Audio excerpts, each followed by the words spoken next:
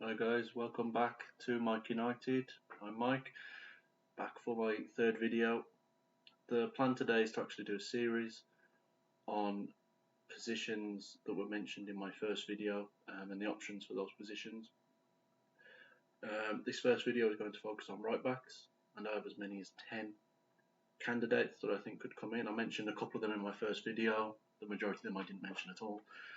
So I'm going to go through those candidates. The other videos I'm going to do are midfield options, and also the third video will be forward options, which will cover right wing as well as striker, and obviously there's a few different eventualities there. Same with midfield, depending on what happens with De Jong, there's a few different possibilities. But with right back, it's a little bit more straightforward. The two major options that stand out are obviously that Ten Hag decides to keep Dalot and Wan-Bissaka. On a very general level, one is good at defending, one is good at attacking. It's a shame that we can't kind of merge those two players. I don't know how many of you out there are Dragon Ball Z fans, but maybe they could try the fusion dance, see what happens. But Ten Hag might like that he's got those two options.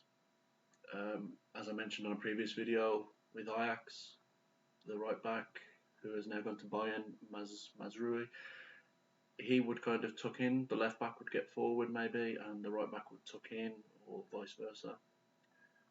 In a Ten Hag system, Wan-Bissaka could be a kind of de facto right back, centre back crossed. When the left back goes forward and the midfield pushes forward, Wan-Bissaka could stay back with the two centre backs that are playing, whether that's Maguire, Varane, Lindelof, Martinez, hopefully, if he comes in. So that could be what happens. Even one of the centre-backs stepping forward. Lindelof is very good at carrying the ball and picking a pass, as is Martinez. He's got a magic left foot. To be honest, I'm sure you've all watched his YouTube reels. So one of those two centre-backs could step forward, and Varane or Maguire could stay back alongside Wan-Bissaka, who is quick. His defensive positioning isn't the best. He's been caught out quite a lot, playing narrow and letting the winger get out wide and get a cross in. That could be something that was down to the way Solskjaer told him to play. Maybe he wanted him to tuck in to cover for deficiencies in the middle. But it did look unnatural how much he would tuck in when the opposition left winger had the ball. But under Ten Hag, maybe you could coach that out of him, have him playing wide, take the winger as wide as you can, stick tight to him, and slide in for a tackle. As we all know, he can do it. It's his biggest strength. The other option, in games where we're expected to win and we can be a little bit more adventurous, maybe Dalot will be the right back. And he can be covered by whoever's playing right midfield as a box to box. Maybe Fred McTominay could kind of cover right back when Dalot goes forward. Maybe Malacia or Shaw will stay back when the right back's attacking. So that is the most obvious option, and would mean no more trying to sell another player for a good price. Wan-Bissaka's stock is very low at the minute, so we'd be lucky to get 15-20 million for him. Dalot, I don't think has come out of the last year or two in a bad way. He had his loan, and while he didn't play every game, he did well when he did play. And since he's come back, Rangnick seemed to prefer him. He seemed to be the first choice. And while defensively he hasn't been great, getting forward, he wants the ball, he likes to dribble, he likes to get right up to the opposition corner flag. There are a lot of teams around Europe that would like a player like Dalot. He's very similar to Telles. Defensively, there's a little bit to be desired, but in certain leagues that can be covered for, and the attacking output is very important. So that is the first option. Keep the players that we've got. If Wan-Bissaka goes, maybe 20 million. If Dalot goes, I don't see us getting more than 15 million. And all of the signings that I've got, the 10 possible signings that I've got written down, are all going to cost more than 20 million. We might be able to get, there might be a couple of them for around 20 million that we'd get, but generally I think they're going to be 25, 30 million. So it's a possible 10, 15 million pound outlay to replace a player that we could possibly replace next year. Or one or both of them could really excel in Ten Hag's system. As I said in my first video, These players that we think are done could get another chance, and they could be world beaters playing in his system, under his tactics, with his coaching. So the first option, if we're going to replace right back, is Max Aarons. I did mention him on my first video, 4 players that Man United could sign.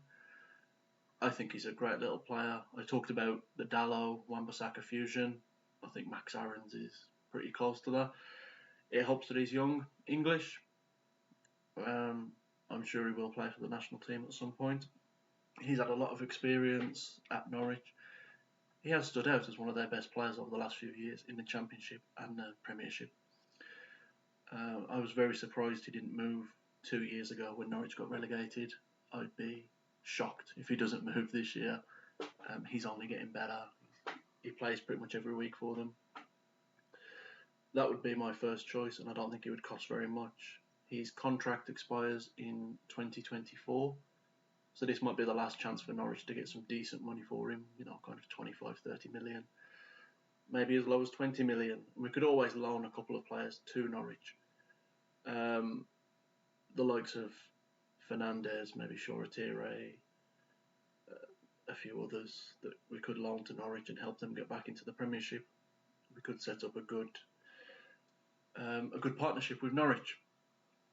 The second option, again, I mentioned on the first video, Denzel Dumfries of Inter Milan.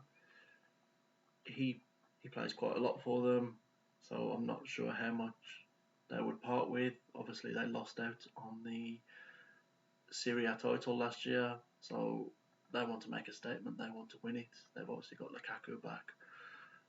I think they're going to want to keep Dumfries. I think we'll struggle to get him unless he wants to move. And I think the big reason that Dumfries is mentioned with Man United is solely because he's a right back. Our right back position is pretty weak, and he's Dutch, and Ten Hag is Dutch. That's it. I don't know if Ten Hag knows him. I don't know if he's watched him play. I don't know if he likes him. But that is a player that is linked with us, and that's the reason why he's number 2 on my list. Now, the next 4, 5 players I've got written down are all Premiership experienced right backs. And if you can guess them all before I start going, you've done really well. It took me a while to get these names together, even though I watch pretty much every Premiership game, trying to think of the best right back options that we could realistically sign. I'm not going to put Reece James in there. It is quite difficult to do, so I have gone through, and if it helps you to try and guess, 2 of them play for Southampton, 2 of them play for Leicester, 1 of them plays for Brighton, which I'm sure will give it away.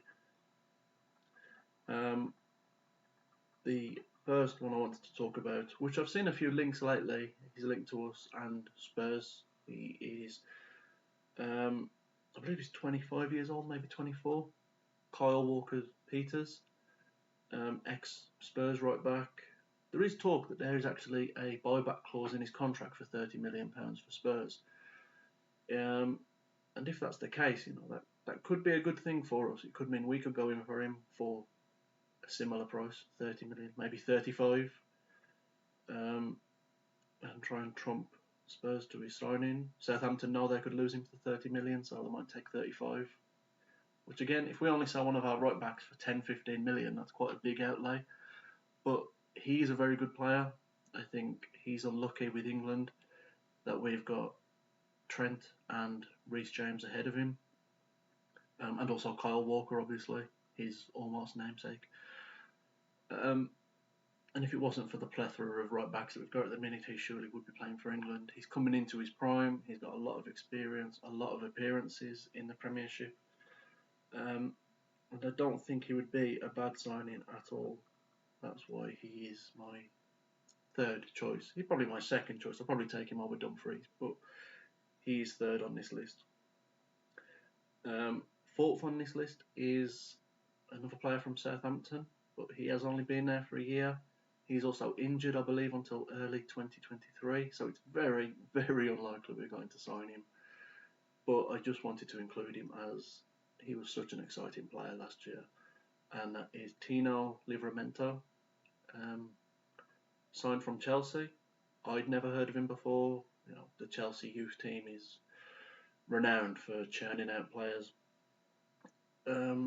But he's a very good player, one that I would love at Man United, but I don't see it happening. There's talks of a Chelsea buyback clause, so it's unlikely, but he is a name that I just wanted mentioned. Maybe next summer, if we're going to give our right backs a chance until next year, then maybe Livramento will be looked at next year if his injuries are behind him. Talking of injuries, the next player is one that I remember having a lot of injuries, but on looking it up, his injury record isn't as bad as I remembered it, and that is Tariq Lamptey of Brighton. He moved again from Chelsea to Brighton this time 2 years ago. Apparently 2 years ago, he had 2 hamstring injuries that ruled him out of 33 games. If you can believe it, I'm sure he played quite a lot, but I thought he had a few injuries here and little injuries dotted around. Apparently he didn't. He just had 2 big injuries that ruled him out with rest and recuperation of 33 games, according to, I believe it was Transfer Market. I found that on.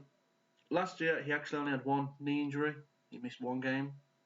That's not how I remember it, but, maybe I'm remembering wrong. Again, a very good player. His weaknesses, you could say his height. If we signed Martinez, who's 5'9", and we signed Malaysia, who is, I think he's 5'7". Tariq Lamptey is actually 5'4", which is very, very short. I mean, at right back, obviously you don't really need to be tall, but when it comes to set pieces and stuff, it could be 1 player down, which could make all the difference in tight games. I can't see us signing Lamptey. I think next summer it might be looked at, like I said, but I think there are other options out there that will go above Lamptey. Also, he has pledged to Ghana a week ago. There's a few English Ghanaian players that have kind of switched allegiances recently. I think Callum Hudson-Odoi has too. And while obviously that's not a problem, I think their international schedule is a little bit different to European. Might be missing him a few games. I'm fairly certain that the Africa Cup of Nations has moved now to the summer, but I thought that 2 years ago that it moved. Maybe because of COVID it didn't, and then it was still played in January, February, so that's yet to be seen. Obviously, it's not a disadvantage who they play for internationally, but if they're going to miss games having to play for their country, it is something that has to be factored in. The next 2 players are players from Leicester. It's not Ricardo Pereira. As much as I like him, I think he's one of the best fullbacks in the league. I can't see him leaving Leicester. I'm pretty sure he's signed a new contract until 26 or 27 in the last year. So I can't see him leaving. Again, maybe next year he'll get looked at. Leicester will maybe rinse us like they did for Maguire. But the 2 players I've mentioned are James Justin, who's played quite a few games. He's quite versatile, plays in a few different positions. I'm sure Ten Hag would love him. He is young. I'm pretty sure he's English. Might just be British. He might go on to play for Wales, or that's not certain. That's just my thinking. I don't think he'll get in the England team. So maybe his great grandmother's dog was Welsh and he'll play for them, or Irish or Scottish. Very good young player. He is a constant 6 or 7 out of 10 every week. Rarely makes mistakes. Very comfortable on the ball. He's the exact kind of player that I think Man United could sign. Ferguson used to love those kind of players. Versatile, hard-working, talented, good on the ball. His teammate is again another... No, he's not Dutch. He's Belgian. Sorry, Timothy Castagne. Whereas Justin might cost us 40, 50 million. Timothy Castagne, he hasn't played much for Leicester. When he has played, he's been decent, but he's behind Pereira and James Justin. So we could possibly go for him. He's got a contract until 2025, but we could go for him and 15, 20 million, maybe with a player going the other way. It could be done. And it would be another under-the-radar signing, which I think would serve us well. I think he's better defensively than Dalot, better attacking-wise than Wan-Bissaka, more of an all-round fullback. Now, the next players I'm moving on to are players from around Europe. The first one I want to talk about, I think, is totally unrealistic, but I'm going to mention him anyway, and he's a player that everyone knows for his wonder goal in the World Cup a couple of years back, and that's Benjamin Pavard. He's a French right back. He's equally good playing centre back as right back. I believe he plays right back for Bayern every week, but plays centre back for France, if I'm correct. I believe he still plays centre back for France. Or he played centre back for his club team before Bayern and then played right back for France. Very good all round right back. I'd say he's up there with some of the best in the world. And the only reason I've put him in is because there's some murmurs coming out of Bayern that he might be up for sale, he might want a new challenge, he might want to move, he's won everything he can there. I think it's very unlikely, but he's a player I would love to have. I think that bias is the reason I've probably put him in, just because I'd love to have him at United. The next one is David Calabria from AC Milan. They've just won the title. A few players, could be moving on, could want a new challenge. He's a very good player. I believe he's got nearly 200 appearances for AC Milan. As I said, he won the title with them, 7 caps for Italy. Last year he didn't play as many games. I couldn't find much on injuries, but he was down from 40-something games last year to 33 in all competitions. If I were at AC Milan, he's a player I wouldn't want to sell. You're probably not going to get much money for him. Players coming from Serie A, the transition is usually not great to the Premiership, but he's a possibility. Again, 25-30 million possibly. His contract, actually, I haven't written down. I do apologise. Sorry, the contract I've got above him is Pavard. Pavard's contract runs out in 2024, so that's one of the reasons I put him down, that Bayern might want to sell him now before he's only got a year left. Calabria, I can't really see happening. I think there's a few players above him, Premiership proven players like some of the ones I've mentioned. But he is on the list and he is worth looking at. And the 10th is a player that a lot of people won't have heard of. And he's not a well-known player around Europe. Not yet, anyway. I'm sure he will be in a year or two. And that is Ridel Baku. There are a lot of reports of top teams looking at him. He plays for Wolfsburg at the minute. He's made 130 appearances in all competitions for Wolfsburg, and I believe he made a few for Mainz before he moved. He's been there for 2 years. 130 senior appearances, 13 goals, which is, 1 goal in 10 for right back is not to be sniffed at all. He's got a fair few assists peppered in there as well. 4 caps for Germany. I can't remember him playing for Germany. Apparently he's played in a few friendlies and qualifying games. He actually scored, I think it was against Liechtenstein, where they won 9-0. I think he scored the 7th goal, so, integral, important goal. But he has played, he has scored for Germany. He's going to play a lot more for Germany. He's a young player, as I say, he's at Wolfsburg. He might be one of their best assets to raise some money, so 25-30 million. Very good player. One that I think United will be looking at. Rangnick mentioned our scouting department. I'm sure Ten Hag will be the same once our scouts up their game and find some of the top talent around Europe and the world. But those are the 10 players that I believe we should be looking at and trying to sign at least one of them this year, if Dalot or Wan-Bissaka leave, which, as I say, I can't see happening this year. I think there's too much going on in other areas of the pitch to then have to deal with selling a right back and bringing a new one in. So this is maybe one for next summer. Those are my 10 players, just to go through them again. Max Aarons of Norwich, Denzel Dumfries of Inter Milan, Tino Livramento from Southampton, Tariq Lamptey from Brighton, James Justin from Leicester, Timothy Castaigne from Leicester, Benjamin Pavard from Bayern, David Calabria from AC Milan, Ridel Baku of Wolfsburg, and of course Kyle Walker-Peters, which I changed the order while I was doing the show, but he's bottom of my list. I have upped him to number 3. Out of all of those, if I had to pick just one player to come in,